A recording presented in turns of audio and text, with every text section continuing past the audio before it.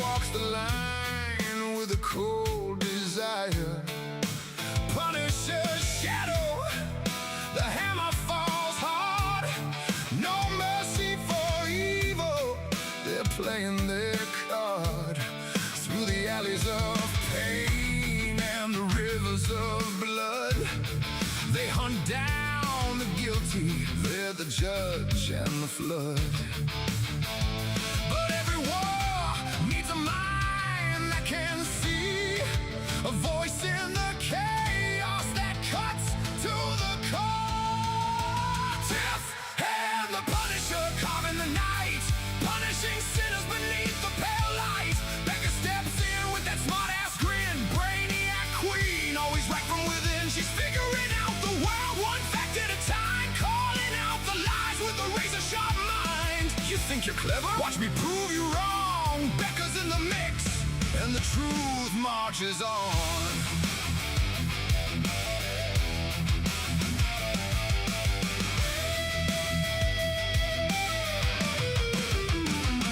Becca's the spark in the tactical storm, smart-ass remarks that keep the whole team reformed. Equations and evidence, she's cracking the code, while the Punisher's bullets write the final ode. Tiff holds a line with the fearless command. Together they're unstoppable, a punishing band. Becca won't rest till the puzzle is solved. She's right every time and the problem's resolved.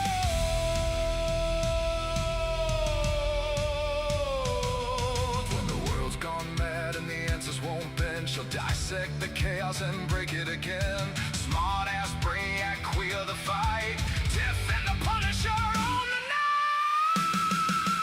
Tiff and the Punisher carving the night, punishing sinners beneath the pale light. Becca steps in with that smart-ass grin, brainiac queen, always right from within. She's figuring out the world one fact at a time, calling out the lies with a razor-sharp mind. You think you're clever? Watch me prove you wrong. Becca's in the mix, and the truth marches on.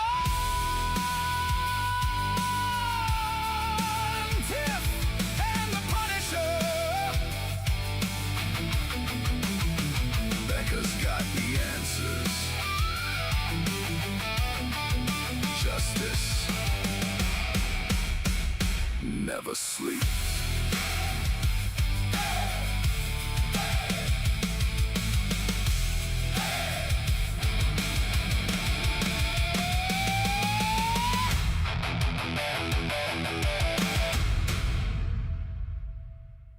All right, let's jump right in. Today, we're looking at a grassroots movement that's fueled by some serious passion. We're talking about the fight for parental rights. It's a battle that parents and advocates see as them against a giant corrupt system. But you know, what's really fascinating here is the biggest fight, well, it might just be with elves. Wow. I mean, just listen to that line.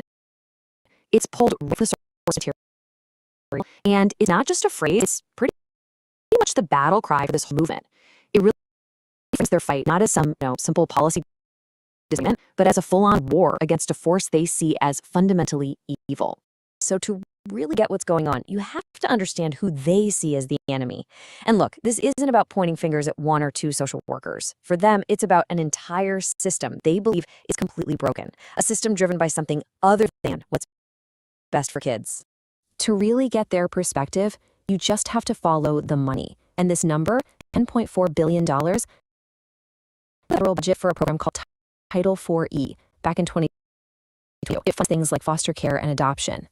But for the folks in this movement, that's not just a budget line. No, they see it as the motive for a system that actually profits from taking families apart.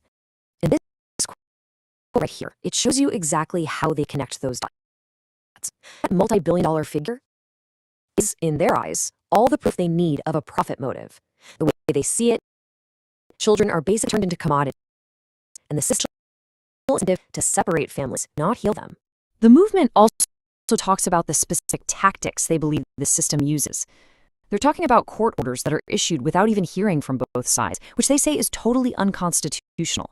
They describe people lying under oath in court and agents just showing up at their homes without warrants. It really paints a picture of a system that's just playing by its own rules. So you can imagine fighting an enemy that you see as this powerful, well, it takes a massive toll. For these advocates, this isn't just some political hobby. It's a deeply personal war that completely takes over their lives. And the weight of that it's almost impossible to imagine. This question, pulled from a conversation between two advocates, just cuts right to the heart of it all. In the source material, the answer was an immediate absolutely every day. Think about that. Every piece of advice they give, every action they take, it carries the incredible weight of a family's entire future. It's just this constant, high-stakes pressure. And this is the brutal math of their daily life. One advocate talks about how for every 52 phone calls they get, maybe one has some good news. The other 51 are the same gut-wrenching story, again and again. Can you imagine the emotional grind of that ratio, day in and day out? It's just a constant barrage of trauma. And this quote, it really captures the soul-crushing impact of losing a child to the system. They describe it as a kind of death of the spirit. It's not just about being sad.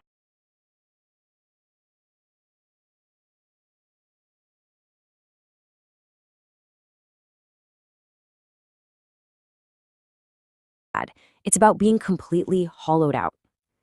And understanding this emotional state is so important for understanding the paradox that's coming up next. Okay, so you've got this clear enemy. You have this shared, deep trauma. You think their unity would be unbreakable, right? That's a big paradox here. The biggest threat to this movement might actually be coming from the inside. In fact, that constant state of trauma we just talked about, that might be the very thing that's fueling all the conflict. This is a million-dollar question, and it's being asked by an advocate within the movement who just can't understand the infighting. I mean, they all want the exact same thing: protect families, bring the kids home. So why on earth is there so much arguing? And what's really interesting is that the movement seems to know it has a problem. The advocates themselves look at other groups, from Black Lives Matter to, get this, rival street gangs, and they see a kind of public unity that they just don't have. They describe their own culture my way or way. And this isn't some new issue. This quote, referencing a well-known figure from the movement's past, really gets at this deep feeling of being stuck. There's a sense that after all these years of fighting, the internal bickering is them from making any real collective progress. So what do you do? How do you fix a problem like that? Well, the advocates in our source material aren't just giving up. They're actively calling for a massive shift in their culture and strategy. They're actually mapping out a path to finally build that united front. And here are the core principles they're laying out for themselves. It's a call to put the big goal ahead of individual egos. It's about empowering each other with knowledge instead of hoarding it. It's about refusing to give the system any excuse to write them off. And maybe most important of all, it's about protecting the one thing that keeps them going. This quote really gets to the core of it. For this movement, hope is the most precious and fragile resource they have. So giving families false hope or leading them down a dead-end path, that's not just a bad strategy. To them, it's a moral failure. It's a cruel thing to do, already lost so much. This is this final question. When they're literally the highest they can be, we're talking about our children. The very fabric of family. What is the key that finally unlocks unity? It is the essential challenge for a movement full of people who have been put down, but absolutely refuse to be broken.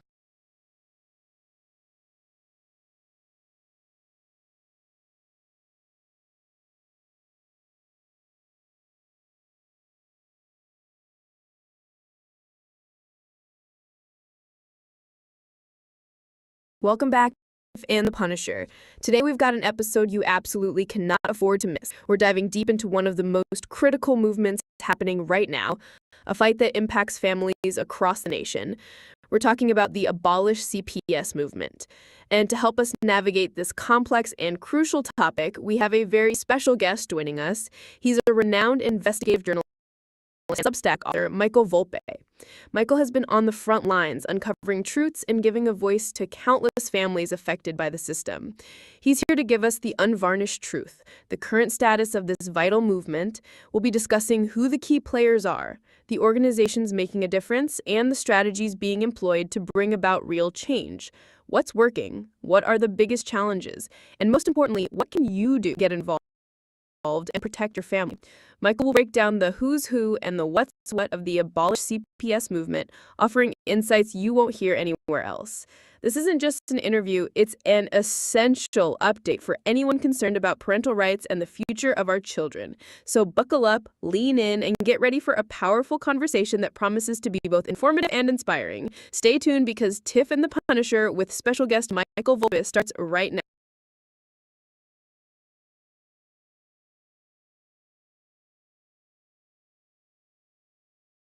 Tiff Punisher podcast, Thursday, 7:45 p.m. Eastern, exposing CPS and educating children to say no to CPS. Join the chat and the viewers pit and interact with us during the show. Maybe jump in the box and tell your story. Hear Becca talk about stipulating on Tuesday, Dana screaming, "America, where are you?" This is not just a podcast. It's an educator. And more so, we are a family. Join this family because we know CPS has taken that away. So we're right here. Make yourself at home and we will all fight CPS together. Don't let them take away your hope, livelihood, or your life. Let's all fight this together.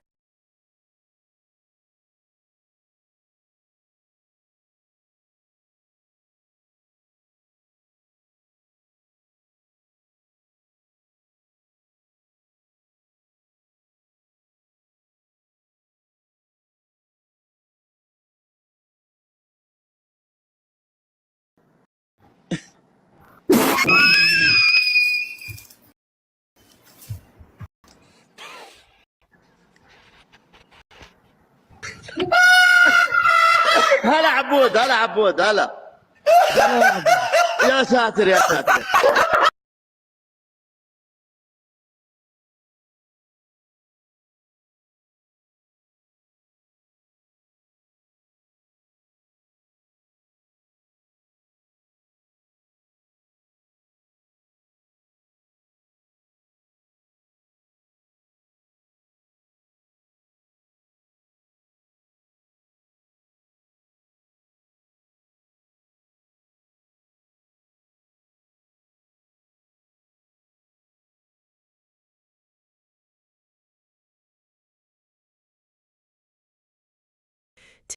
Punisher podcast, fighting CPS with their bare mouths, have added a Tuesday night edition, The Stipulation Nation.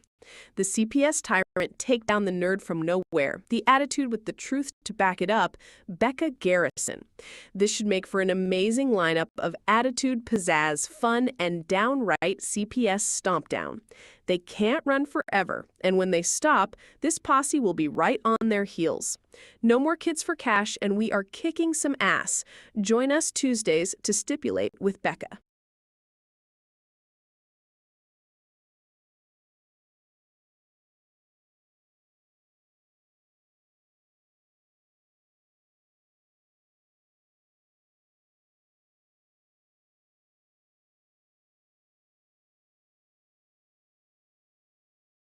I this something to be. I have tonight for the #1 CPS podcast, Tiff and The Punisher, where reality is the stage and truth is what is given. They may be hard on some things and laugh at others, but they will never lead you astray. And when you join this community, you aren't just listening to a production. You're joining a family. Tiff and The Punisher, Monday through Thursday, 7:30-ish. We'll be there for you. Are you ready to be there for you? www.u.com/@abolishcps.com.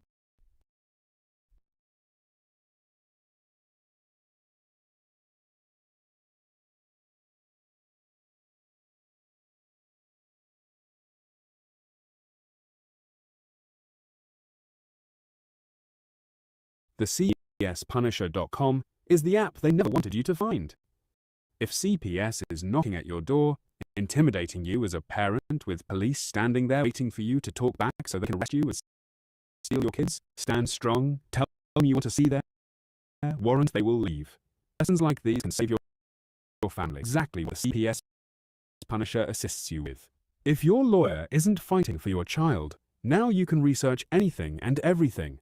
so you can be educated on the most up-to-date case law and court procedures. The CPS Punisher has more tools than Home Depot when it comes to recording data from your CPS case. Whether you need a timeline, log your visits, ask a question pertaining to the ADA, the Punisher has it. Never again will CPS have the upper hand when you have the CPS Punisher.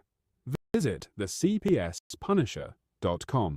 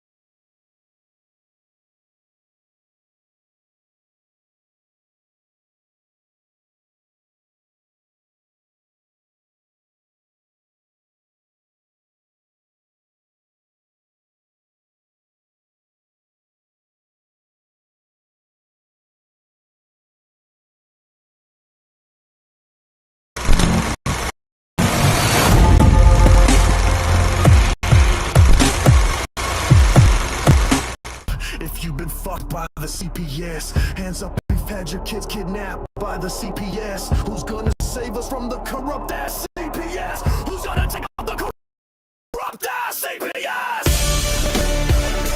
Injustice! We injustice! Looking for the Punisher to lead us into battle. A revolution's brewing. He's gonna come through with a system like this. Who needs the government?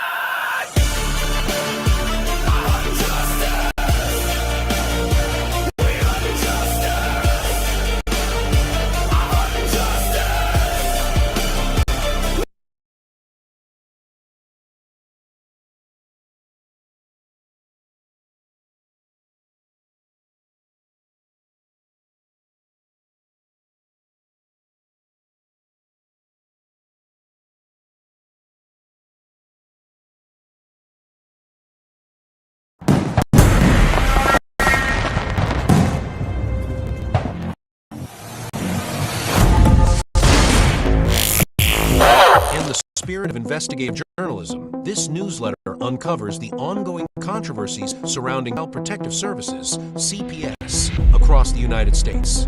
From wrongful child removals to systemic failures in foster care, we bring you the latest developments, substantiated by recent reports and lawsuits. For more resources, visit cpsbreakingnews.com and subscribe to www.youtube.com/atabolishcps for in-depth discussions and advocacy.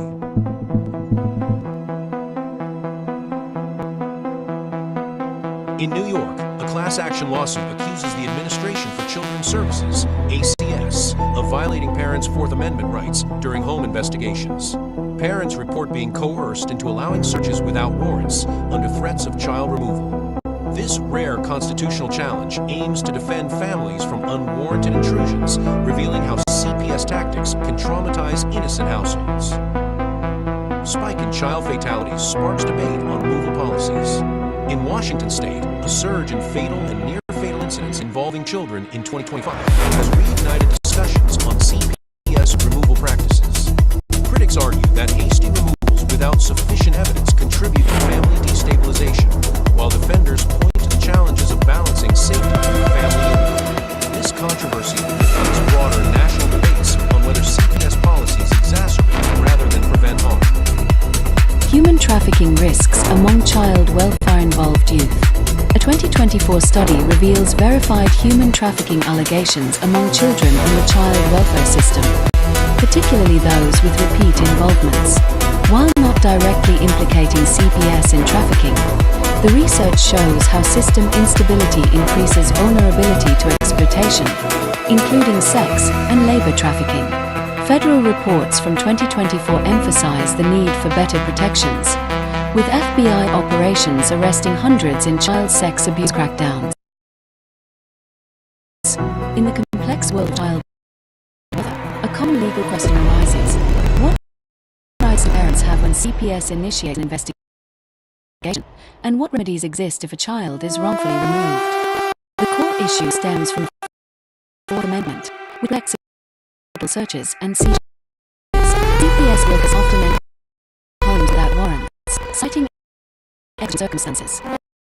Recent lawsuits clarify that parents can refuse entry absent a order or immediate danger. For instance, in cases like those in New York City, families have successfully challenged coercive tactics, leading demands of clear protocols on consent. If a child is removed unjustly, solutions include filing a civil rights lawsuit under Section 1983 in full court. Parents must prove violation, like lack of due process or qualified immunity breaches. Successful cases, such as foster care abuse settlements, demonstrate potential for compensation, with parents sometimes exceeding limits for egregious harm. Steps to pursue: document everything, gather evidence of the investigation, including reports, recommendations, consult an attorney. Civil rights lawyers specialize in these cases. Initial consultations are often free. File a complaint. Sue the court, seeking damages for emotional distress and punitive awards if malice is shown. Appeal removals. Use state family courts to contest decisions, potentially leading to reunification. While CPS aims to protect children, overreach can devastate families. Reforms, like mandatory Miranda-like warnings for parents, are proposed to ensure transparency. For advocacy, turn to resources like CPSBreakingNews.com. A wave of outrage sweeping the nation, parents, advocates, and survivors gathered in cities across the U.S. from September 7th to 9th, 2025, to protest what they call systemic corruption in Child Protective Services, CPS, and family courts. Demonstrators in Orange County, CA, and beyond chanted slogans demanding accountability, third-party oversight, and an end to practices they allege facilitate child trafficking and unjust family separations. One protester in Sacramento shared a harrowing story of CPS removing children without due process, echoing broad claims that the system prioritizes financial incentives over family unity. These protests, organized by groups like Family Court Fraud Warrior, highlight ongoing allegations that CPS agencies receive federal bonuses for adoptions under the 1997 Adoption and Safe Families Act, potentially incentivizing removals.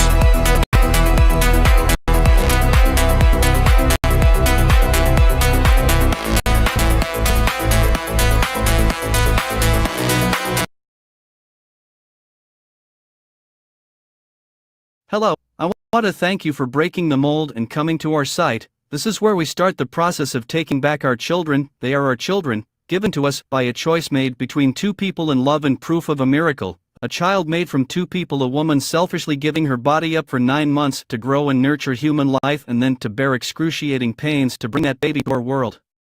A father, the protector, is a strong individual whose job is to at all costs protect the children from evil and harm.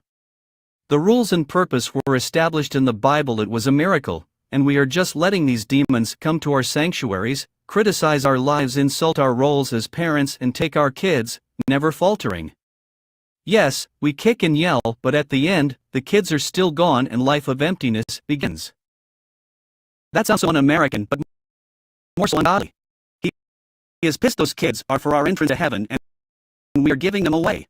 Not anymore. It's time to square the devil in the face and take back what rightfully belongs to us, something that only our Maker can do, and won't if you show your faith. CPS is stealing children around the world for profits, and your government is with them. The system is rigged. You can be perfect in every way. We all were in our children's eyes. It won't matter. These are economically inside kidnappings. You need to understand that. True, there are times when intervention is necessary, but that is not who they target. So stop putting yourself down or someone you know who lost a child to CPS. Stand up or stand them up and fight. Fight like a bear would if the cub is trying to be harmed. Learn from the simplicity of animals, which we are far more advanced and way more backward. The children are the future, not a number on a budget report, not an estimated worth. They are our flesh and blood and made from a miracle. Now that you know what's going on, stand with us and fight. Don't let children be used as slaves to the system that we are supposed to control. Shame on us. Time to make it right in your home in God's eyes.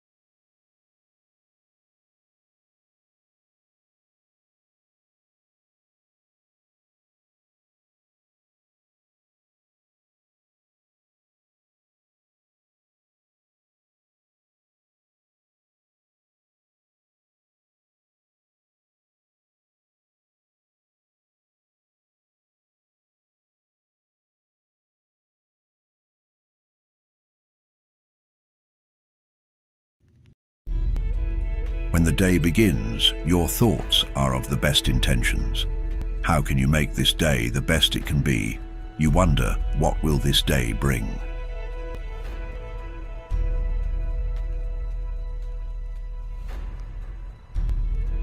Your family awaits you in the distance, coaxing you to run to them and join them in some early morning shenanigans. This is what families do.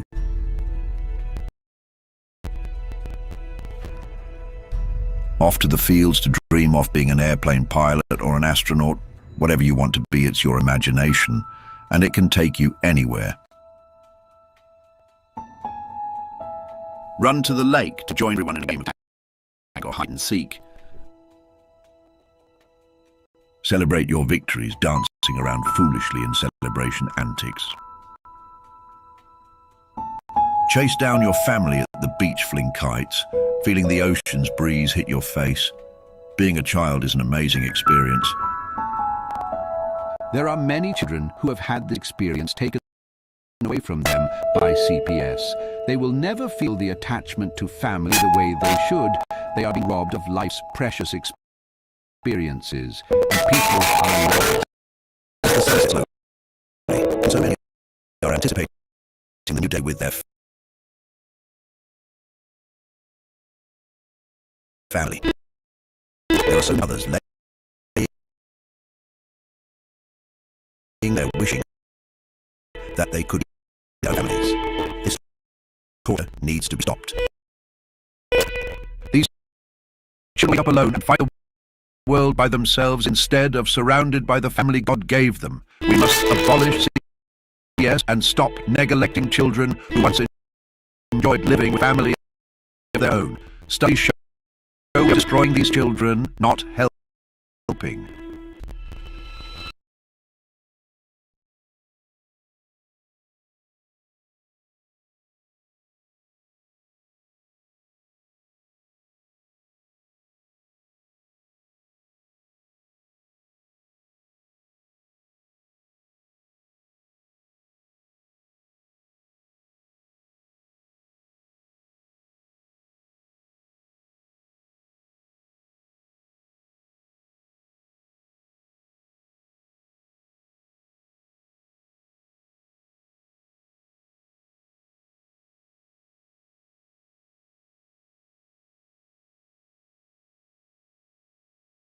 The children in our country are being made to be the victim of a situation they are not involved, and then sent to a foster home where they again are reintroduced to trauma of being the oddball. Our courts are contaminated with young, inexperienced caseworkers and polluted with bribes, high-priced bonuses for speedy adoption of terminated parents, and judges who don't practice law with the Constitution in their sights. This is a problem. George Washington never thought of children as pawn in the game of freedom and American values, and never had he wanted to sell them. They were from his maker, his creator. Our children are being run down for no other reason than the profits being made in some way. Somehow these government agencies make money hand over fist, day in and day out. They have you go to classes that they are billing for. There is no viable reason for you to attend. Yet when you hear an update, CPS tells you that you're further away from when you started. Reunification is your goal, not theirs. And after you go through 12+ months of grueling, painstaking classes and meetings, all while getting the slimmest amount of time to visit your child, and even worst, you are always supervised. Never alone again with your child. It's awful. How do they feel, do you think? Where's the outrage? Why is nobody standing up for these families being torn apart by CPS?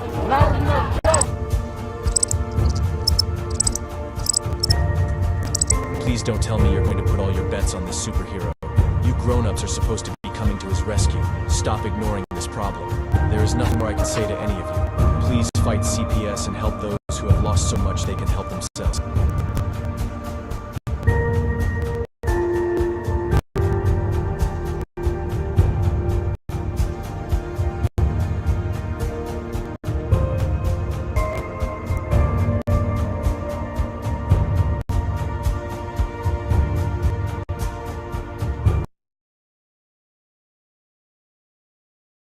Our courts are contaminated with young, inexperienced caseworkers polluted with bribes, high-priced bonuses for speedy adoption of terminated parents, and judges who practice law with the Constitution in their sights. This is a problem.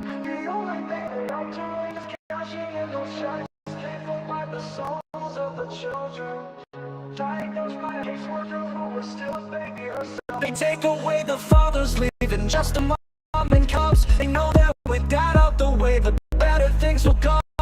Breaking apart the family, destroying the American way. Our legacy is built upon our families of yesterday. Fuck CPS, fuck what they doing.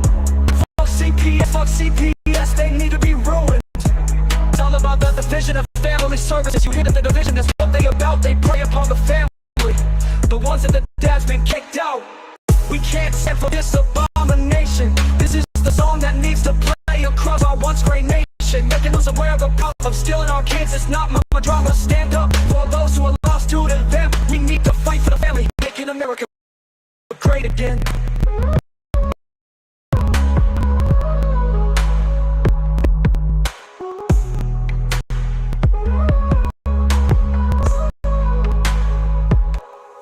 CPS comes along with the mission to protect. The only thing they are doing is cashing in those checks, paid for by the souls of the children.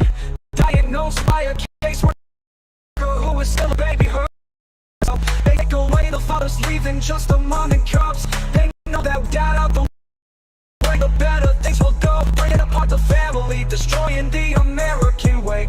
Our legacy is built upon our families of yesterday. Fuck CPS, fuck what they doing.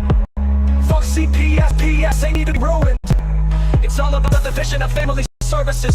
You hear the division, that's what they about. They prey upon the family, the ones that the dad's been kicked out. We can't stand for this abomination. This is a song that needs to play across our one great nation, making us aware of the problem. Stealing our kids, it's not my drama. Stand up for those who are lost to them. We need to fight for the family, making America great again.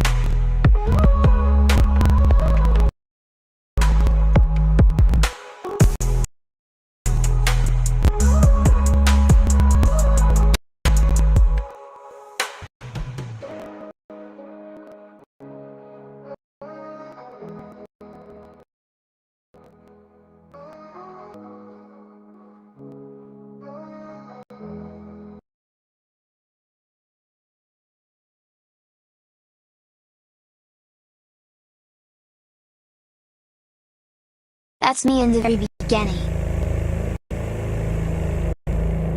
Now I am a baby and getting zoomed from my mom to my birthday. I don't remember a lot about my younger life, but I remember it was fun and I felt so safe. My mom and dad always happy. I guess my mom's sister was mad that my dad was so great, so she called the police and said he hit my mom. We were all reading and they came. I heard my dad yelling, "There's no way." My mom was crying loudly. Some lady took us away. The court said my parents abused and neglected us. They only loved us. The caseworker lied. I never saw my parents again. I'm still hoping one day they come. I am a victim of CPS and so are my parents. We need to find justice in all of this madness for all of us that are being abused. It's not fair. Every kid I know has a mom and dad. I know they miss me. I bet they fight every day for me to come home. Don't get caught like us. Know your rights.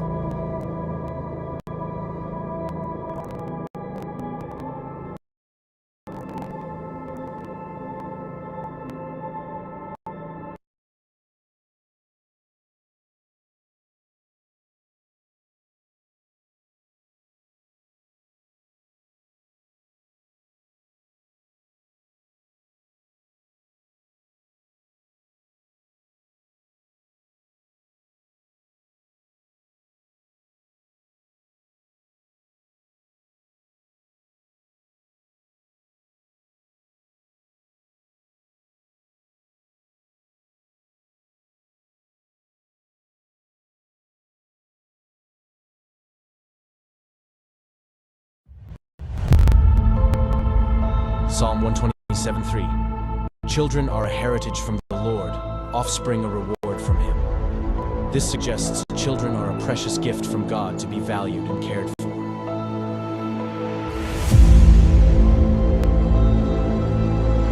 In the United States, a child a minute is taken into DHS, CPS, and so on custody.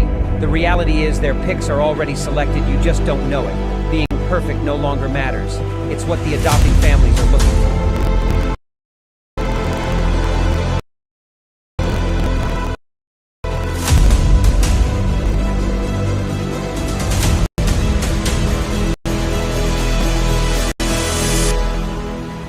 Who is it stealing the children, you ask? From caseworker to the White House, the buck stops at all levels, just not where it is supposed to be. The services your family needs. We, the people, have paid for to assure your reunification. Title 4 says, reunify at all costs. United, we stand means nothing to us when it comes to family values.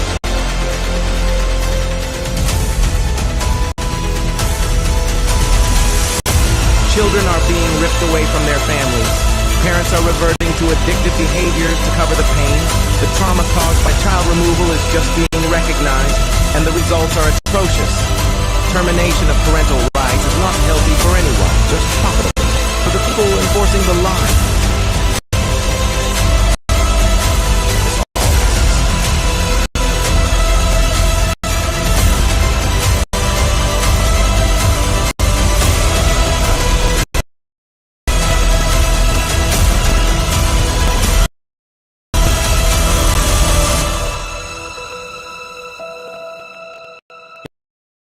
It's time Washington listens to the cries, the wails of their mothers, and the rage growing in the fathers.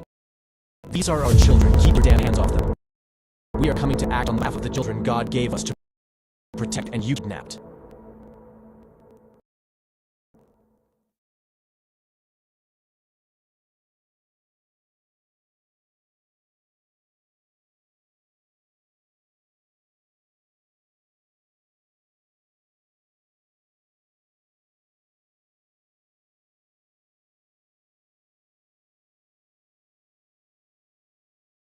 And it's a very small group that ever cracks that. I think Representative Luna has been looking at the use of classifications to hide things. I'm not sure that even this committee getting security clearances that should allow you to see this stuff would allow you to follow where it really goes. I worry about the people that are looking at it and don't even know what they're looking at. I mean, it's gone through so many, I mean, since Roswell, for instance. I mean, you think there's nobody even alive that was around any of that stuff. Yeah, so. I don't think they've made much progress from the people that I've talked to. I don't think they've made much progress in learning that technology. Might have made some, but you wonder, you know, the implication is tic-tac. Oh, yeah, that's ours. What flew over Washington, D.C. in '52, is that ours too? When are you going to break that out? You guys authorized tens of billions, hundreds of billions of dollars on weapon systems that can't do half of what we've seen UFOs do. So when do they break this out? If it's really a classified project, could change the world. I don't think they've made much progress, and I think they've been lying to us and to you and the rest of the world, and they're still doing it. Yes, sir, I agree with you. How did you manage to obtain the classified Russian UAP documents, and how did you get them back in the United States? Well, I met this Russian physicist who was in the United States lecturing. And I want to clarify that. I can't even take a thing of honey home on my airplane when I fly back to Tennessee. Yeah, so I did something pretty dumb. We need to localize the summer campaign by yesterday. Top performers only. B, that's the one. Providing us information that otherwise we would never have seen. Some of that was classified. I found out that they only stamped the top pages of these documents that were classified, so I just removed them. I removed those pages and I carried them out. And if they'd caught me, I'd be in a gulag still. Yeah. We'd be saying, what happened to George Knapp? Oh, yeah. What happened to the Russians that came forward to you in 1993, and were there any repercussions for them? Well, there were. The first thing that happened when I talked about this after getting back and going through the files and things and sifting through it, the Russian physicist who had helped us introduced all these people wrote back and said there was a huge eruption, that there was the real far atomic forces that wanted a return of the USSR had really go after these guys. They describe them as traitors. Nikolai Kaprenov, the physicist friend of, we would be in prison. If it had happened 10 years earlier, we would have been. Putin was not in power, but none of those people that we talked to on that, again, I went back in 1996 and it was like I had the plague. I spoke to different people, but they were scared. And eventually, the story was spun where the Ministry of Defense officials who gave us this information were described as ufologists who said there was nothing really significant to these files. They didn't really find anything a big deal. I can tell you, you'll see those files that I shared with. They did find stuff. There was an incident in October of 1982 over an ICBM base where UFOs popped up, was observed over this base where the missiles are pointed at us, United States. These UFOs perform incredible maneuvers. They split apart, they fuse back together, they'd appear and disappear, and right at the end of this 4-hour period, the launch control codes for the ICBMs lit up. Something entered the correct codes. The missiles were fired up and ready to launch, and they could not shut it down. The Russian officers were panicking. The UFOs they disappeared. The launch control system goes back to normal. Colonel Sokolov and his team came in, took the thing apart, could not figure out what it was. It wasn't a power surge or EMPs or some of the baloney excuses that our country has given for similar events involving our nuclear missiles. They thought it was a message from wherever the UFOs were from. And that's a chilling thing. I mean, we were a couple of seconds away from World War III starting, and the UFOs were responsible for it. All right, I'm out of time, but real quick, who are the contractors that have this material, the corporations? Well, one of them is Lockheed. And I'll tell you, I mean, I'm not saying Lockheed's the bad guys. They're doing what they were asked to do. Sure. They have lied about this because that's what they're supposed to do. But Lockheed would be one. There's a list I can give you, Congressman. Some of the big ones, the usual suspects. Okay, thank you. Yield back, Chair Lady. Sorry for going over. It's all good. It's all George Knapp's fault. I now recognize Ms. Boebert for 5 minutes. Thank you, Madam Chair. Chief Wiggins, based on your training and operational experience, could the behavior that you witnessed, a transmedium object vanishing without a sound, be explained by any known technology that we possess or other governments possess? It cannot. No. And has any government agency debriefed you or any of your shipmates regarding the EOIR and radar confirmed UAP encounter aboard USS Jackson? No one has. No, ma'am.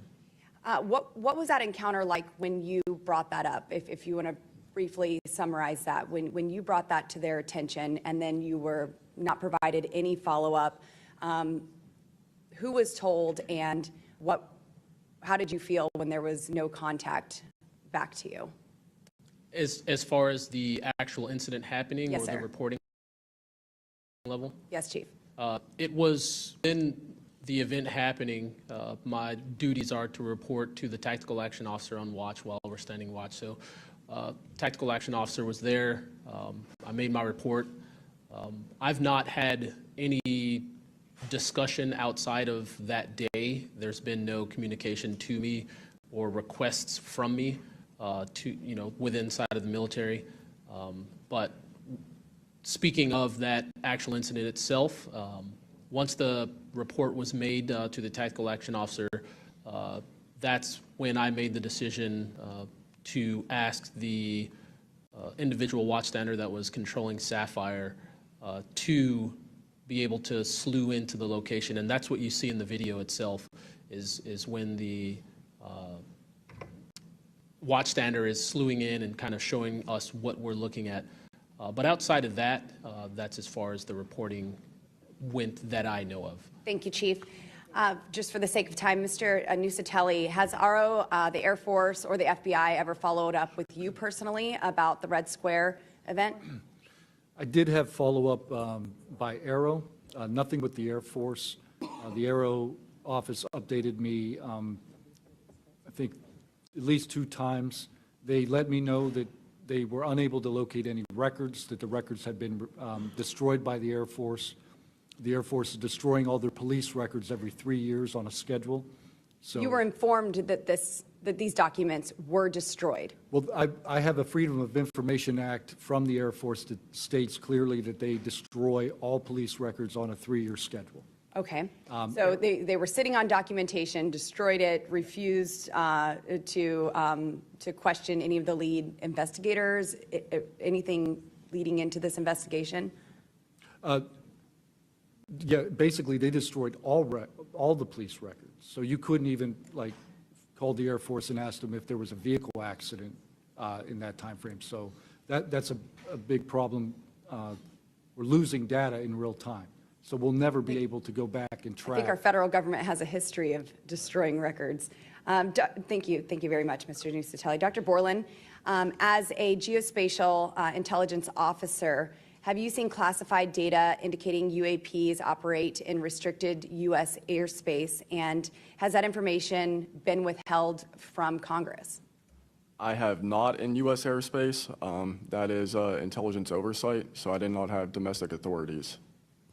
After filing your Inspector General complaint over retaliation inside the Pentagon's UAP office, did you receive any kind of protection or just more retaliation? Within the IG or Arrow, ma'am? Either. Arrow, they went after the staff member and classified everything, shut that down. The IG, to this day, I don't even know if my complaint's active. I know my attorney that represented me was very, very, very concerned, and the best of my understanding, I was determined credible, not urgent. And do you think that experience would suggest that the internal UAP investigations may be compromised? Possibly. I mean, it's so hard because this goes back to people doing the job they're told to do, and very few people are going to want to give up their careers, 20, 30-year pension, get rid of their kids' health care, get rid of their house. It's possible, yes. Yes. Thank you very much, Dr. Borland. Mr. Spielberger, do national security whistleblowers currently have any external appeals processes to challenge retaliation, or are they just stuck relying on the same agencies that they're accusing? Congresswoman, this is one of the biggest concerns that we at POGO have, basically around the independence of investigations and accountability for retaliation. Basically, yes, national security whistleblowers have to rely on internal administrative processes that go through agency inspector generals. There are some differentiations, but the bottom line is that they are forced to rely on protection from the same agencies and people who they are alleging retaliated against. Okay, great. Wait, were you even listening? You haven't taken a single note this entire meeting? I'm actually listening better than I ever have. Let me share my screen. Do you see this? Everything we're saying is being transcribed in real time. Look, word for word. That's exactly what you just said. Wait, so you're not taking notes because courage to come forward, and we acknowledge that, and I hope that you see that we are taking that seriously. And so very thankful for very thankful for previous witnesses that have come forward. I see Matthew Brown in the audience. He courageously stepped forward and was as a witness. I encourage everybody to look and seek his testimony. I want to thank the people that came in our first hearing: Ryan Graves, David Grush, David Fravor. And in our second hearing, Admiral Gallaudet, Lou Elizondo, and Mr. Gold, and the many others that have come forward. We hear you, and it's time that we, enough is enough. It's time that we take action. Look, I'm not jumped to the conclusion that I believe that there are, aliens coming from another planet, but I'm open to that. And I think that it's our responsibility, especially when we're seeing that we have a government that is actively blocking information from us. Just last night, I tried to get an amendment onto the National Defense Authorization Act that fit in the germaneness of that bill to have UAP disclosure. And conveniently, it was named non-germane, mostly deemed by staff, not even an elected official. This is the kind of stuff that we repeatedly see. Last year, we were blocked by someone in House administration from being able to receive a full briefing from Arrow. So not an elected official, but someone in staff blocked us. And I've had it. Enough is enough. I want to cue up a video that I've been given. And as before it starts, I'm going to describe, this was taken October 30th of 2024. This video is of an MQ-9 drone tracking an orb, or this object, off the coast of Yemen. You'll see that another MQ-9 launched a Hellfire missile. You cannot see that drone. And so I'm not going to explain it to you. You'll see exactly what it does.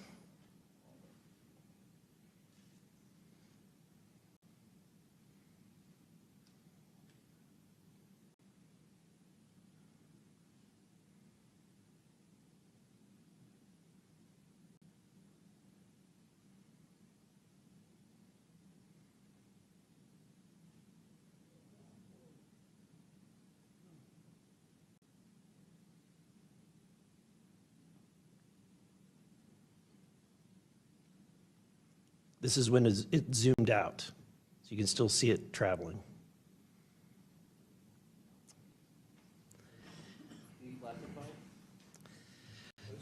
So, Mr. Knapp, have you heard about events like this occurring, and what information might you have? I have heard about events like this. I have heard about this event. Jeremy Corbell and I talked about it in one of our episodes a while back. We did not have the video, though.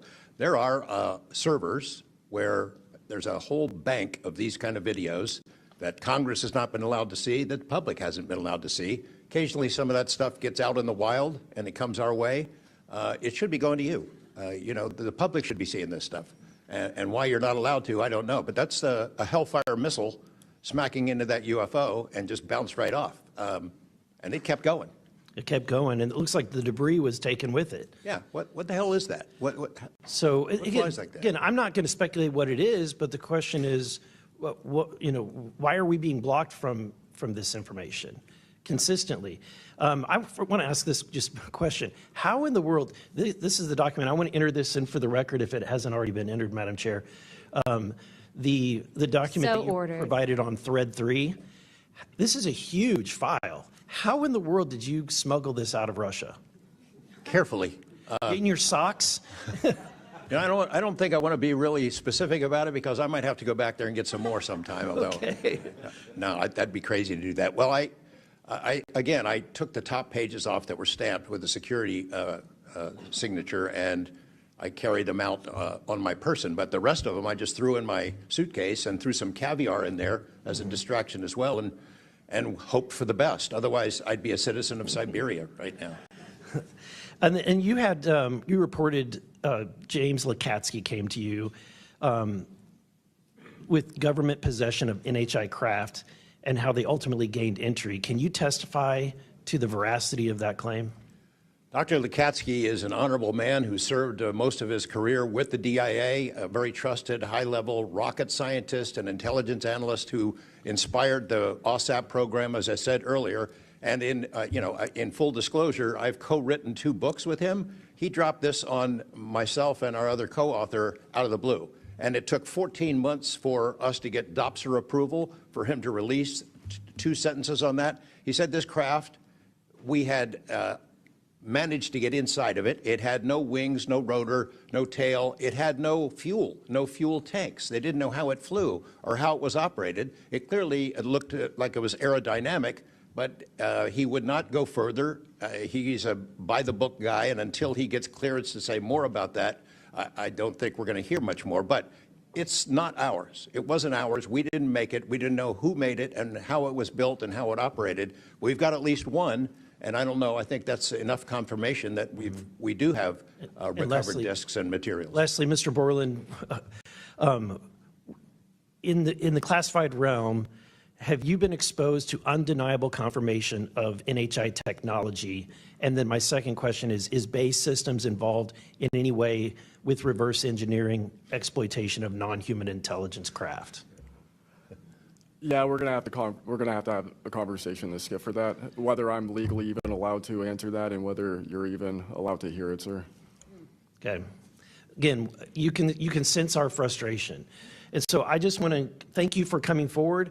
We will continue to fight because, look, this is about making sure that this government belongs to the people and restoring the republic the way it was intended to be. Madam Chair, I also have further witnesses of courageous individuals. It was given to me by Dr. Stephen Greer, including Michael Herrera and his testimony. We have Roderick Castle and his testimony, Randy Anderson, his testimony, Stephen Digna, and others, 3 others, all saying similar things to what the witnesses today have said, and I would like to enter that into the record as well. No objection. Thank you. I now recognize Representative Lee for 5 minutes. Thank you, Madam Chair. I think we need to make sure that we don't get distracted by sensational stories only of unidentified anomalous phenomena and lose track of what the core of this hearing is about. This is all a perfect example of why whistleblowers are so important and why it's so important that we step up and protect them.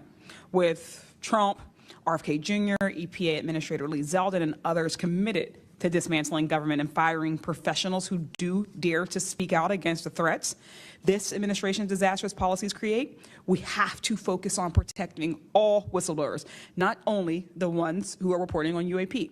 I'd like to thank the whistleblowers who have agreed to come before the committee today and speak their truth. This administration's claims to care about waste, fraud, and abuse, and so often it is the whistleblowers who care and who are the tip of the sword fighting against the real waste, fraud, and abuse. One study found that whistleblowers expose fraud at more than twice the rate of third-party auditors. So, Mr. Spielberger, what are some of the best examples of whistleblowers exposing fraud and abuse in the federal government? Thank you, Congresswoman. Again, whistleblowers have played such a vital role across so many different issues. One prominent example. Website editors don't want you to know. Part 2. All you do is go to this website, and it lets you know how much your competitors are making. Veterans of America. At that time, we received tips and whistleblower disclosures from over 800 different individuals talking about the VA subjecting veterans to extensive wait times in order to get the basic standard of care that they deserve. It's certainly prolonged serious illnesses, even contributing to hastened deaths. And we were able to help shed more light on that issue, which I think just emphasizes the importance, even outside of the national security context. We are often still talking about serious issues and even life and death concerns.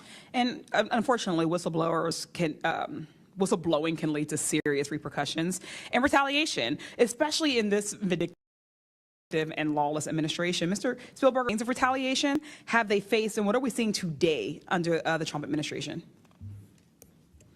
So we've certainly heard about a number of different examples of retaliation. One that I'd like to highlight that Mr. Borland referenced previously is retaliation through abuse of the security clearance process. That can have grave implications not just for a whistleblower, but also their ability to seek legal counsel and defend themselves against retaliation. And when we look at the past several months of this administration, unfortunately, we've seen a really systematic approach toward dismantling the nonpartisan civil service. We've seen the mass firings. We've seen undermining of independent agency watchdogs, mass firings of inspectors general, undermining the Office of Special Counsel, the Merit Systems Protection Board. Again, these entities that are meant to be independent and play a critical role in investigating whistleblower disclosures and ensuring that their rights are protected. Yeah. Thank you. In 1989, Congress passed the Whistleblower Protection Act and then broadened it again in 2012 to ensure that federal workers could feel free to come forward to their elected officials. And it's a good thing we did, because whistleblowers have played a more important role than ever since Trump has taken office. It was thanks to a whistleblower that we learned that DOJ allegedly put every single American's personal security information at risk by bypassing safeguards and copying all this data to an unsecure server. I ask unanimous consent to enter into the record a New York Times article titled, quote, "DOJ put critical Social Security data at risk," whistleblower says. Good to go. Thanks. We've had whistleblowers at the National Labor Relations Board reveal that DOJ minions may have shipped case files outside of the agency, possibly to help then co-president Elon Musk continue to exploit his workers. And last week, whistleblowers at the National Institute of Health came forward to say that RFK Jr.'s vaccine misinformation campaign had pervaded even the highest levels of the agency. Typically, whistleblowers have an inspector general they can rely on to investigate their claims and register issues with agency leadership, but President Trump has fired or demoted over 20 inspectors general. If I may ask one more question, Mr. Spielberger, can you explain how eroding the independence and capabilities of inspectors general further endanger these whistleblowers? Absolutely. So again, whistleblowers already face incredibly great challenges in coming forward under normal circumstances. And when we erode these entities that are expected and required to enforce whistleblower protections, fairly investigate their disclosures, it calls into question the integrity of their investigations and findings, whether they'll take whistleblowers seriously when they come forward, and whether we can trust that they will use their authority to enforce the protections of whistleblowers who do come forward, essentially whether they will continue in their role as an independent watchdog or basically become a lapdog for a current or future president. Thank you. And I will take no more liberties. I yield back. Thank you. I now recognize Mr. Crane for 5 minutes. Thank you, Ms. Chairwoman, for holding this hearing. Thank you to the witnesses for appearing. In the effort of transparency here, I got to admit to the witnesses that, growing up, I really never believed in UFOs or any of this stuff. I always thought it was a little kooky and whatnot. But, after hearing, your testimony from honorable service members, watching videos like my colleague, Mr. Burleson, just presented, I got to admit, I've become a believer. Not that I know where these things come from or, what they really are up to, but I'd like to start with asking the witnesses. Mr. Nusatelli, you were in the Air Force, right? Yes. Did you believe in UFOs prior to your encounter? I've always been interested. Okay. Chief Wiggins, you're currently in the Navy, is that correct? Correct. Did you believe in UFOs before your encounter? I did. I'm from Las Vegas, and I've watched George Knapp my whole life. Okay. What about you, Mr. Borland? I have always been open to where facts go, so. Were you guys scared or hesitant to come forward and tell your story because of fear and believing that you might be reprimanded or ostracized from society because of your stories? Mr. Nusatelli? Yes, absolutely. I probably would not have come forward if I didn't have documentation to prove some of my story, and I also wouldn't have come forward without the people that paved the way for us in the first congressional hearing. So, Chief, what about you? Once I got the okay from the Navy from top down, that gave me a level of relief.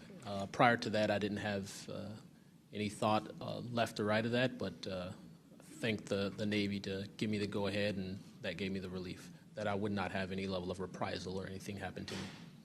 Mr. Borland, how about you?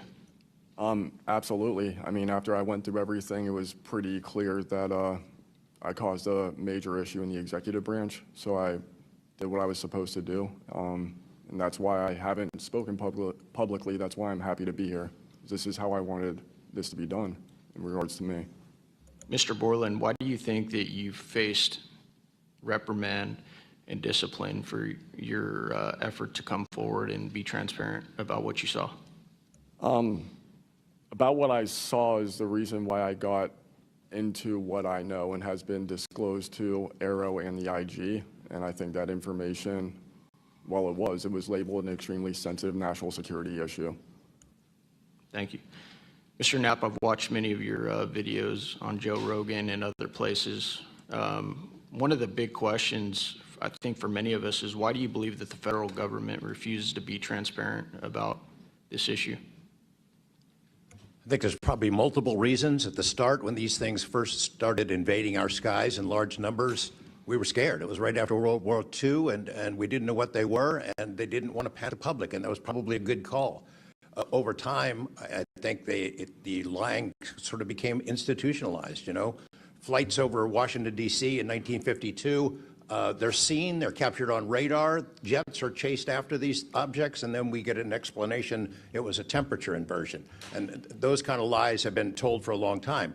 What was told to me by an investigator from Congress, a guy named Richard D'Amato, who was sent after this story by Robert Byrd and Harry Reid, he came out to Nevada, tried to get into Area 51, did get in there, looked around, talked to people, trying to get to the bottom of it. He believed that this program, reverse engineering, et cetera, was inside, had been moved inside these corporations. And he said, when this comes out, people are going to go to prison. And he meant people who were basically misusing legitimate national security funds, tens of billions of dollars, in order to keep this cover-up going. I also believe there's a legitimate reason for the cover-up in that there is undeniable connection of national security involved in this technology. If we are racing for it to master that technology against the Russians and the Chinese, which is what I have been told by Senator Reid and many others, then it is a race that's critical to our survival. Smart founders know something most people miss. Get your domain name even if you're not ready to launch your business. With Wix, you can grab yours now. Race for this technology. Thank you. Finally, I'd like to enter into the testimony a letter I sent to the DoD regarding the case of Major David Charles Grush, a UAP whistleblower who's been extremely helpful to this committee. Unfortunately, due to his participation in the disclosure of UAP, he suffered reprisal like the removal of his clearance, denial of promotion, and loss of medical retirement. I wrote the DoD on July 24th, 2025 on behalf of Major Grush, and I'm still waiting for a reply. I appreciate any help the committee can offer to get a response. Thank you. I yield back. Without objection, we'll be following up with the DoD after this hearing. Thank you, Representative Crane. I'd next like to recognize Representative Gill for 5 minutes. Thank you, Chairwoman Luna, for holding this hearing, and I'd like to yield a minute of my time to you. Perfect. My first question is to Mr. Knapp. Mr. Knapp, how do we know that the files that you obtained from the former Soviet government are not BS and just given to you as a disinformation campaign against the U.S. government? That's a good question. So I shared some of them with the Senate Intelligence Committee when I first got back because that was requested by the Russians who shared some of that information with me. Secondly, I gave all of that material to the DIA through BASS, the OSAP program, sorry for the acronyms. Can you name names real quick? Sorry. At BASS or OSAP? Who did you give them to directly? I gave them to Robert Bigelow and to Jim Lukatsky. And they hired a whole team to go through them and retranslate them and analyze it, and they created a structure of how the UFO programs in the USSR and Russia were put together. They said they were real. The other person who said they were real is David Grush. Noted. Thank you. Representative Gill. Yep. And thank you. I'd like to yield the remainder of my time to Eric Burleson. Thank you, Representative Gill. Mr. Wiggins, Chief Wiggins, in your view, what mechanisms such as internal protocols, witness debriefings, or cross-agency documentation should be better established in order to ensure that such a credible sighting like the one that you have given are preserved and made available to oversight bodies like this? Thank you, sir. As a active duty Navy member, our mission is to carry out the ship's mission or the command's mission. And we, on a general basis, don't have knowledge of what to do when we see things like this. We just don't. We're there to do our mission and do what's told of us, right? So I think what would be important is giving active duty members a clear way of being able to report things like this to where it gets to this point. And ensuring that we have a standard level of understanding that there wouldn't be any level of reprisal or anything happening. Because, you know, I've been in the Navy for almost 24 years, but what about the sailors that have been in for 2 years that experience things like this? They're not going to have the knowledge, or they'll probably be a little bit more fearful to speak up, being it that their career is just starting. Yeah, I want to commend you. You're the first witness to come forward that is currently serving, and it's recognized. And so I thank you. And your testimony is unbelievable. Let me ask this question. Are you familiar with the Witness Protection Act that Representative Burchett has filed? I'm not too familiar, sir. Anyone on the committee familiar with it? It's fantastic. It's the language that we need.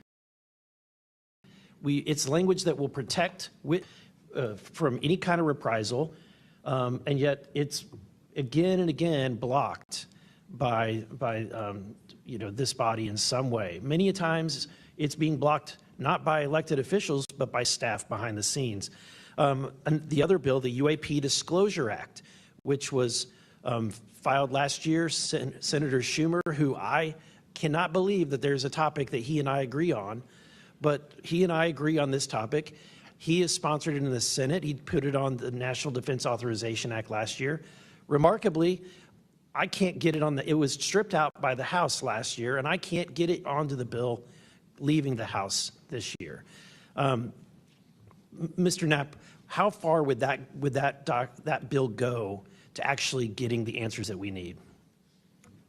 Pretty far. I think that they're still going to have roadblocks. You know, the keepers of the secrets, the private companies that have been doing this job for intelligence agencies for a long time are not going to cough it up. You'd have to force it out of them. And whether you can get them to admit that they have it or not, I mean, they're supposed to lie about it. They've been lying about it. You know, more power to you. I hope it works. I hope it passes this time. But it's a daunting challenge to get them to open up after lying about it for more than 75 years. Yeah. And then finally, Mr. Borland, when you engaged with Arrow in 2023, you noted that their public statements did not match the reality that you and others had witnessed. In your assessment, what were the key limitations of Arrow? You know, I would put it to you this way. The statement Arrow has made is scientific evidence of extraterrestrials. Scientific evidence requires a scientific control. Extraterrestrial is an entity on another planet. The only way to scientifically prove extraterrestrial is we have to go to that planet, acquire technology, bring it back, and compare it to what we have here. So you're saying they won't let anything out because, or they won't come forward unless they confirm that unless they go to the planet and confirm where its origin is? Would be scientific evidence, yes. And by Arrow found no scientific evidence of extraterrestrials is basically, I don't want to call it a station because we do have things, but making that statement is not technically a lie. It's a misrepresentation of the full truth. Thank you. Madam Chair, may I just how do we to these other planets? How do we pass the Van Allen radiation belt safely? Good question for you. I cannot answer that for you. I would now like to recognize Mr. Perry for 5 minutes. Thanks, Madam Chair. I think I'll start with maybe Mr. Borland. So you have a clearance, right? You're in uniform, you have a clearance. When did you leave service? What year? 2013, February 2013. Who was the president, if you recall? 2013 would have been President Obama, sir. Wasn't President Trump, right? No, sir. Okay, so you have a clearance, right? You're serving in uniform, you have a clearance. Yes, Your sir. story, you know, I think many of us are kind of picturing the scene. You walk out in the flight line, having a smoke, this event occurs.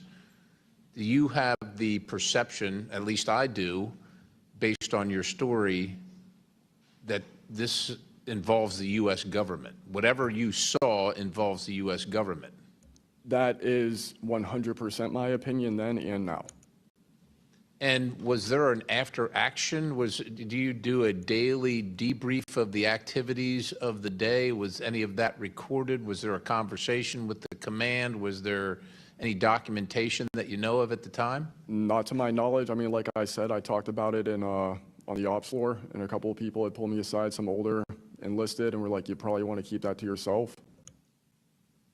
So did you get the impression that they knew what you were talking about, just didn't want you to harm your career or seem crazy, or that they didn't really witness? Do you know anybody else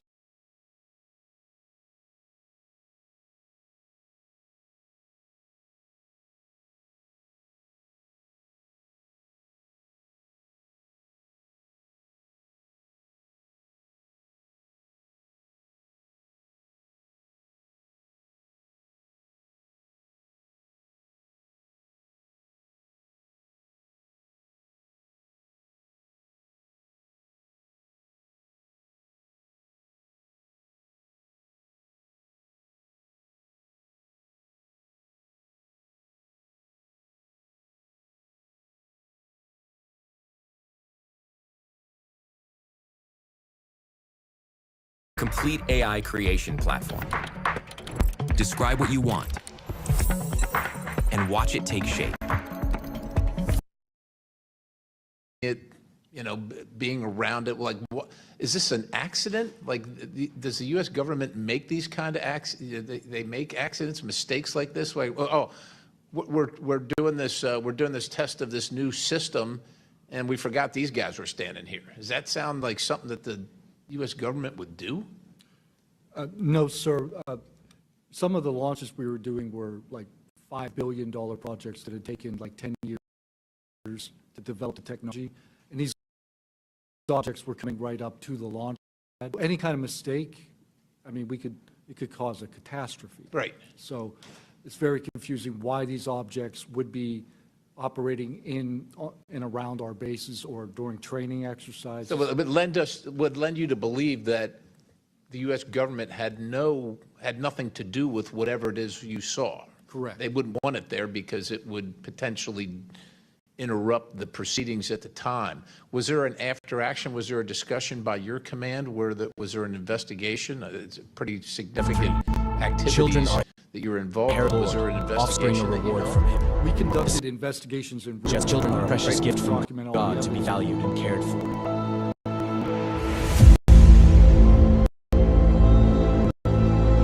In the United States, a child a minute is take DHS, CPS, and so on custody.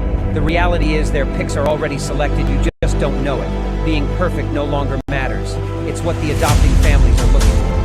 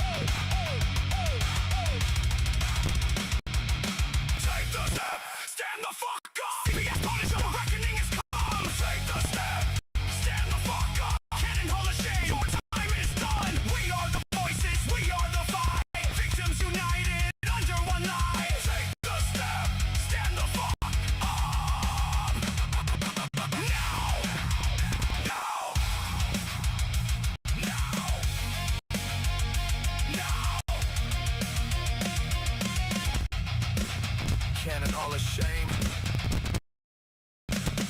Your walls are crumbling. Victims, stand the fuck up.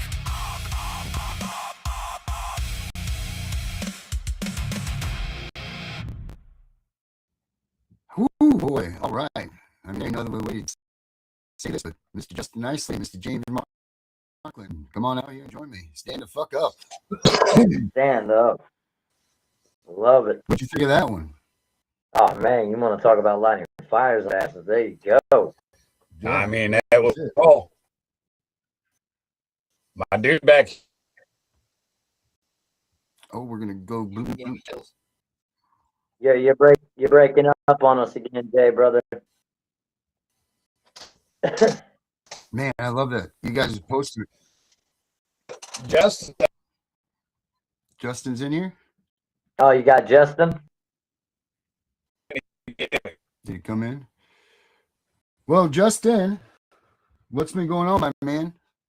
Brother, we have been blowing up Canton all across, man. We have lit that spark that's going to hopefully set fire across the entire nation for everybody else to jump on board and join the exact same movement. And again, it's not another law. It's not another piece of legislation. It's not a group. It's none of that. It's a movement. It's an idea, and you're not going to be able to kill it. It's hashtag stand up, and we're spreading it all across the state, all across the country. Hashtag stand We up. all know, yep, Ohio has been deemed the #1 trafficking hub in the nation. And with that being said, this Papa Bear right here cannot stand idle and let that be. With that being said, we have to lead by example here in the state of Ohio. We have to set the ball. Exactly what we've been doing. We've been bringing out the Parents' Bible and version of the United States Supreme Court rulings, Ohio codes and statutes that have been put into play that people have full access to, that they don't have to pay a single penny for. It's a matter of you pay it forward. The information that we give you in the Parents' Bible right there with this QR code that everybody sees on the screen right now, we encourage you to share that with the masses all throughout the state. And the goal and idea is we're going to get this shepherdized as well for all other 49 states throughout the entire country. But in that right there, is something everyone right now currently can use in order to be able to get proactive, to figure out and know how to fight back. And that is the whole goal, is to not make the same bullcrap mistakes and perpetuate the cycle that we've been living for God knows how long. How many decades do we got to keep sitting there repetitively doing the same damn things over and over and over again that does not work? It's like it goes in an election cycle, right? So every 2 years you get a new group of people that think that they're going to reinvent the wheel, but we that have been here for a while know that you can't do this again. Like you see the resurfacing of the not QR code, but the SESTA-Q trust. These people are trying to do this again. Like we did that 4 years ago. Like stop trying to bring this stuff back there.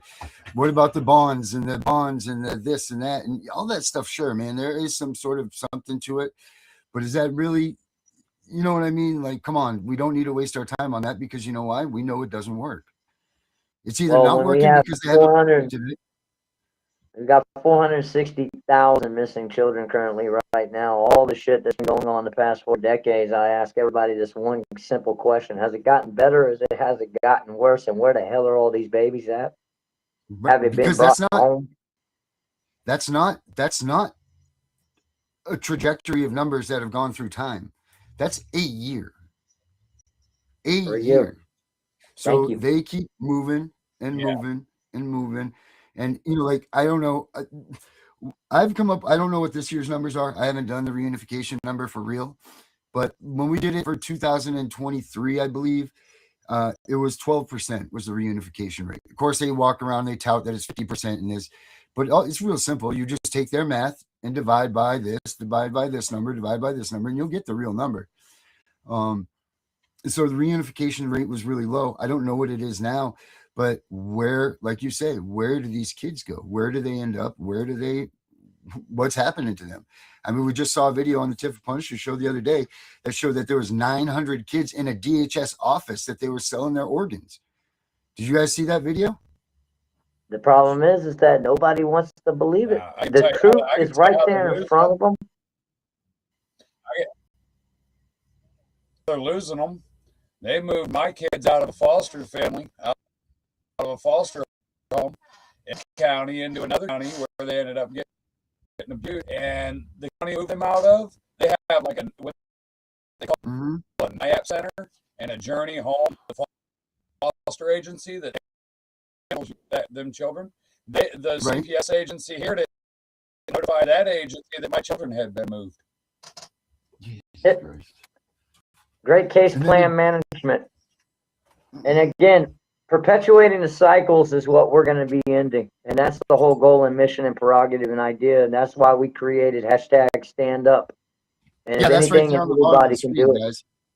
Yep. Stand up. Darren, there's and no, the reason why no we space need to stand up, buddy. Okay, no space. All right, let me take that out of there. Yeah, I don't want to be just getting false hashtag. Just stand up one more. Yep.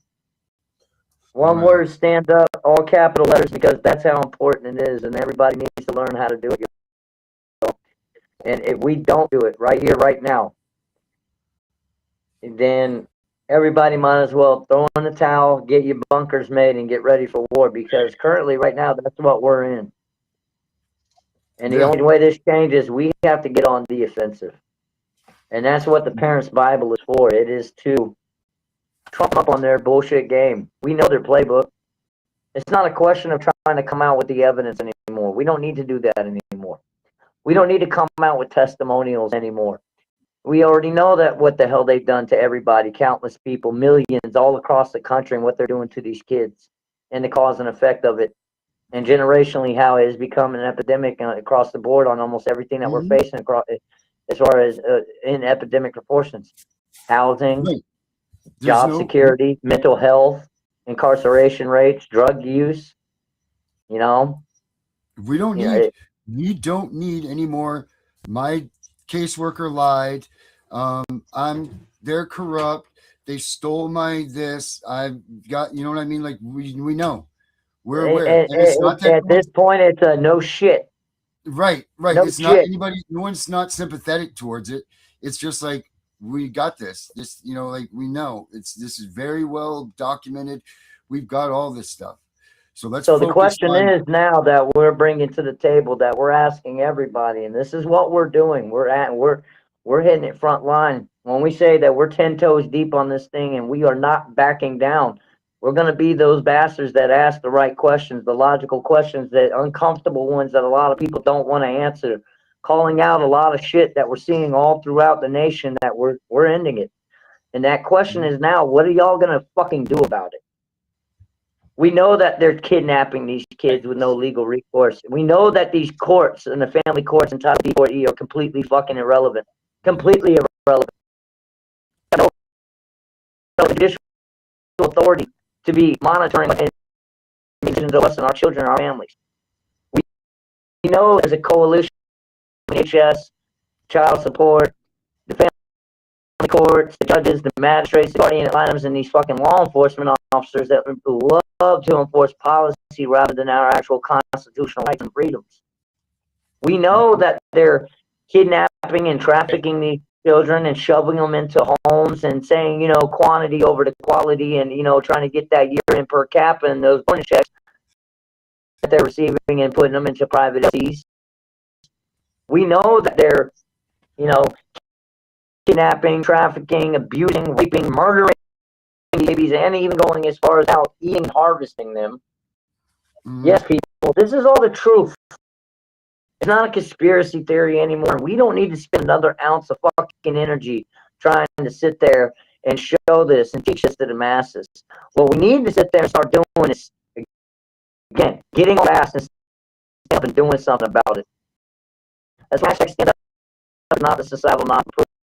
That's why we're doing much thinking, doing the right thing, as far as not repeatedly being on what we're telling everybody, that burning carousel. We're here to kick our asses off of that thing, WCW style.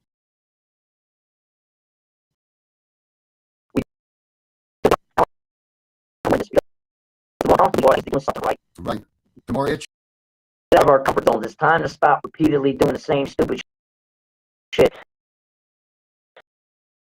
How many times did I protest, and how many days did it bring home? Karen, did you have a counter? I didn't get any. I didn't see none of that shit. Yeah. How many kids got brought home on these bullshit congressional hearings that certain advocates went about doing hosting over in Washington, D.C.? You know, they got their little Cash Apps and their, you know, Zells and their GoFundMes and shit for themselves. And how many, how many how parents, many babies are coming home with these congressional right? hearings that are How many bullshit? how many parents spent their life savings to go to Washington D.C. with some of these fake advocates, these advocates, Yeah, these snaps. right? Yeah, yep. The ones that Snap. like blind leading the blinder. It's blind leading the hopeless, and that's wrong, man. That is so wrong that they're doing that. They're all doing this for their own intentions, for their own glamour, their own front row. There are all of these advocates out there that are not in this for their heart and for. Now listen, here's what I will say this. I don't care if someone charges somebody something for what they're doing with them, as long as they're doing the work and you're aware of that when you got into it. But when you're paying somebody to give you information that's free and that should be handed out to people anyway, or you're not spending time on anything, it's just this bullshit, pay to get this or whatever, that's wrong, man. That is completely wrong. Pay my bills so I Right. can go out here and keep spreading more misinformation that is causing a massive cause and effect all across the country. Like bullshit notices of service, and they know who I'm talking about. And if they feel offended, and anyone out there that feels offended by what I'm saying, call me a liar. Yeah, here we go. How about this? We'll do something even better than that. For anybody out there that's listening to what we're saying, and you want to come in on the contrary and say that, call any of us out, one of us three out, that we're liars about any of this stuff that we're talking about. What I'm going to do is I'm going to put here's the link right here. Open debate for anybody, anytime, any day, to sit there and answer very valid and legitimate questions. That I personally, as a state advocate here in the state of Ohio, I've dealt with every one of them, people. I've dealt with every single one of them that you all see on your TikToks and your live streams and your Facebooks all across the country, doing all of these things and all these videos. You see them fighting the good fight. Hey, let me, I got to put this up real quick. This is just a quick thing, guys. I'm seeing a lot of this, but check this out. I got to play this.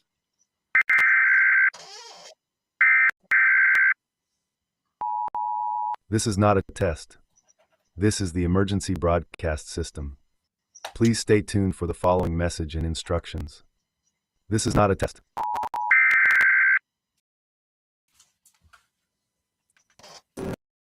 DeKalb County Police are asking for to find a man who disappeared earlier this week. Albert Wall, who also answers to the name Alex, was last seen on Tuesday afternoon walking away from South Stone Mountain Road.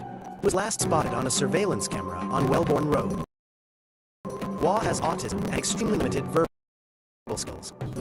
Since then, police have been searching for him using the police helicopter, canvassing the neighborhood, and more. He was last seen wearing a light t-shirt, black shorts, and was carrying a black backpack. He is 5'7" and approximately 140 pounds. He walks with a strength to his right foot and shuffle in place while anyone who's call 911 with the DeKalb County Police Special Victims Unit at 770-724-770.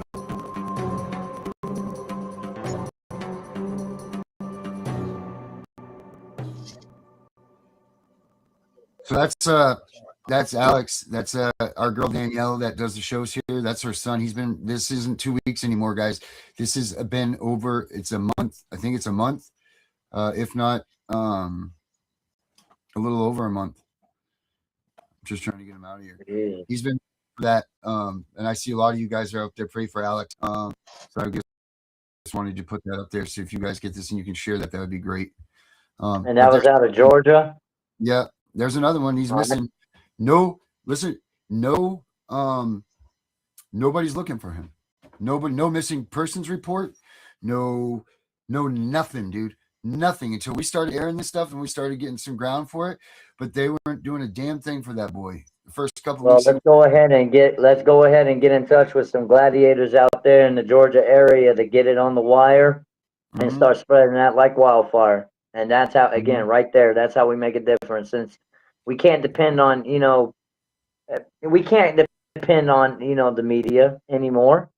We all know this. Corporate media are going to sit there and report the news as far as the things that are relative to those that are being affected out here, we the people.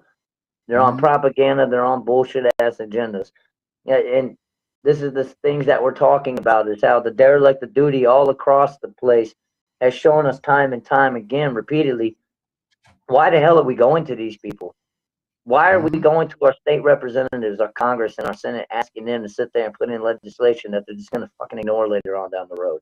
Why do we keep going to a law enforcement that's not willing to sit there and actually follow the law? They don't follow the law. They follow fucking policies. Why are we going out here, and protesting and screaming on the side, of roadsides and waving signs and screaming and yelling, trying to bring awareness to something that everybody's already aware? It's just that nobody wants to do a damn thing about it. It's time to grow some balls, everybody. It's time. It's time to be pissed off. It's time to get off our ass and get enraged. It has been time to be pissed off for quite some time, dude. Quite some time. Here's the thing. Look at this. Mr. Harley's in the house with us. I don't know where James just went to. But, it's like this, man. This is only true Amber Alert that you would even get. The Amber Alert is weaponized by them as well.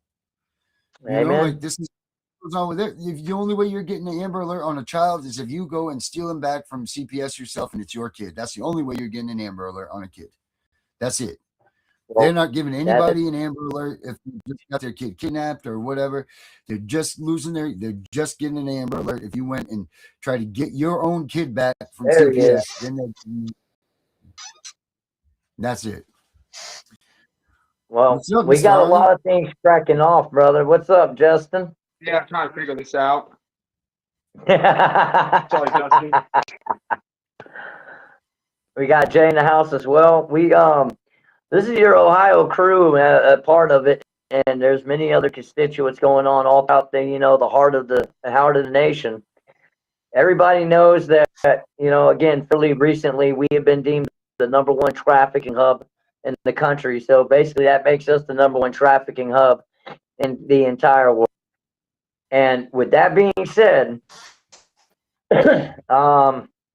it's time for us to raise the bar all across the nation and light that spark that sets fire to it. And we got to lead by example.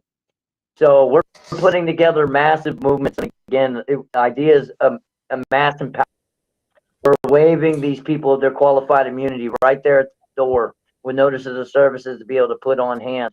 That's why this QR code is very important. And we're not asking you guys for money. We're asking you all for action, people.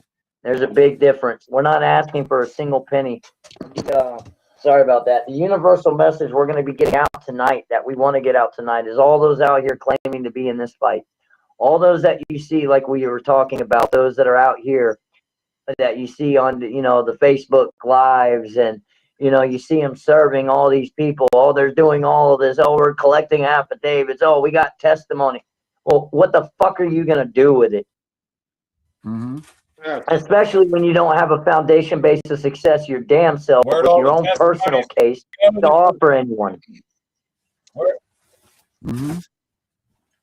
Testimony. Where did everybody's 5-minute testimonials and all their timelines that they together go? When we were asking for that a year ago, when everybody together, put your timeline together, you know what I'm saying?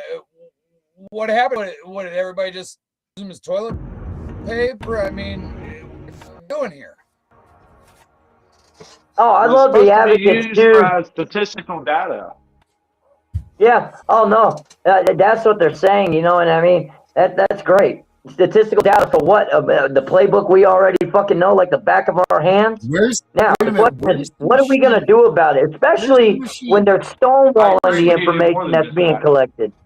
Oh, they're stonewalling the information being collected here. Yeah, where's the machine? Where are they dumping all that stuff into? Exactly. Everybody can sit there and go on to, a Daphne algorithm.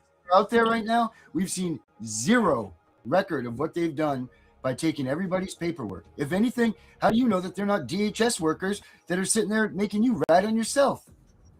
And how many times have we seen it that these people will get butt hurt when they're getting called out on the bullshit and being asked legitimate questions, that they not use that very testimony, that is the very paperwork your very case against you and try to flip the narrative just like the system does. And how many times have you reached out for help from these people that you see all across the country claiming to be fighting? You know, they're claiming to be frontline gladiators and all this shit.